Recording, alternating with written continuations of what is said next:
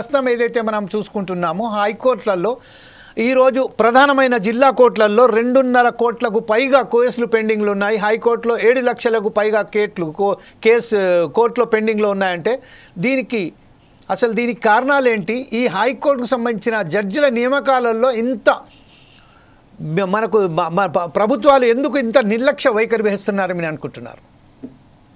నమస్తే అండి. Yes ma'am.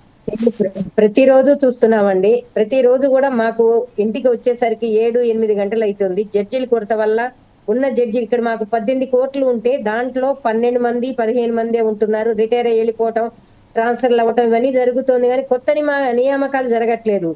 ఎందుకు అంటే అందరూ కూడా కేంద్ర ప్రభుత్వం మీద అభాండాలు వేస్తున్నారండి. కేంద్ర ప్రభుత్వము రాష్ట్ర ప్రభుత్వం రెండు కలిసి కూడా నిర్ణయం తీసుకొని వీటిని చేయాలి. కేంద్ర ప్రభుత్వం డైరెక్ట్ గా నియామకాలు చేస్తాను అంటే అది ఊరుకోవట్లేదు సుప్రీంకోర్టు.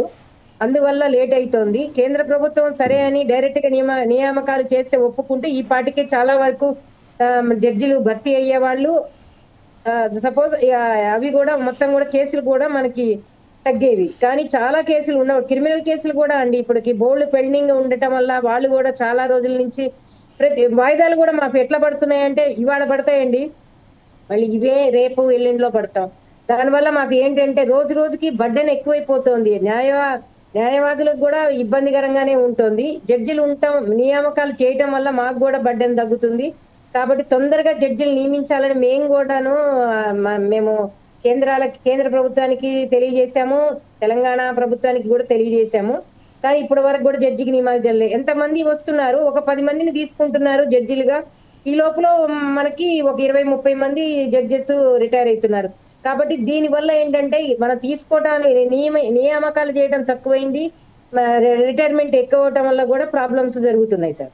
ఇప్పుడు ప్రస్తుతం ఏదైతే ఉన్నదో న్యాయ వ్యవస్థలో ఇంత పెద్ద ఏదైతే ఈ గ్యాప్ ఏర్పడుతుందో దీనికి అందరికి కారణాలు మనం రాష్ట్ర ప్రభుత్వాన్ని నిందించా లేకపోతే కేంద్ర ప్రభుత్వాన్న? ఇంకొకటి ఏంటంటే మహిళలకు సంబంధించిన జడ్జిలు కూడా చాలా తక్కువ మంది ఉన్నారు. ఈ విషయంపై మీరేమంటారండి? మా దగ్గర మాత్రం మహిళలే ఎక్కువ ఉన్నారు సార్. మహిళలు కూడా బాగా వస్తున్నారు, జడ్జెస్ గా వస్తున్నారు. మా దగ్గర కూడా కనీసం 18 కోర్టులలో 14 కోట్లు 15 కోట్ల వరకు జడ్జిలు మొత్తం కూడా లేడీసే ఉన్నారు.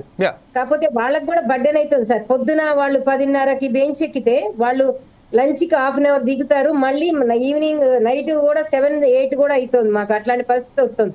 కేంద్ర ప్రభుత్వాన్ని నిందించడానికి ఏమీ లేదండి. చెప్పాను కదా ముందే, డైరెక్ట్ గా నియామకాలు చేస్తా ఉంటే సుప్రీంకోర్టు ఒప్పుకోవట్లేదు. సుప్రీంకోర్టు ఒప్పుకుంటే డైరెక్ట్ గా నియామకాలు చేస్తే తొందరగా జడ్జెస్ ని అపాయింట్మెంట్ చేయొచ్చు. దానివల్ల ప్రాబ్లమ్స్ సాల్వ్ అవుతాయని మీకు ఇప్పుడే చెప్పాను నేను మీకు.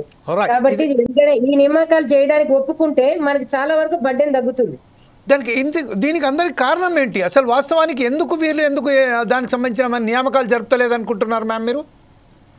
అదే సార్, నియామకాలు జరుపుతున్నారు సార్. ఇప్పుడు 100 మందిని తీసుకోవాల్సిన చోట 20 మందిని తీసుకునేసరికి మనకి మిగతా 80 మంది కొరత జరుగుతోంది. ఈ లోపల ఏమైతుందంటే జడ్జెస్ రిటైర్మెంట్ కూడా ఒక 50% అయిపోతున్నారు. తీసుకునేదేమో 20% అవుతుంది, రిటైర్మెంట్ 50% అయ్యేసరికి దానివల్ల మనకి జడ్జెస్ నియామకాలు అవి దానివల్ల కొంచెం గ్యాప్ వచ్చి కొంచెం కొరత జరుగుతుంది సార్. రైట్. ఇదే విషయంపై ఒకసారి మనం మన సంబంధించింది మన రవీంద్రనాథ్ గారి దగ్గరికి వెళ్దాం. రవీంద్రనాథ్ గారు, ఇప్పుడు ప్రస్తుతం ఏదైతే ఇండియా జస్టిస్ రిపోర్ట్స్ ప్రకారం ప్రతి 10 లక్షల జనాభాకు 15 మంది జడ్జిలు ఉన్నారని చెప్పారు. కానీ వాస్తవానికి ఇది సరిపోతాయా?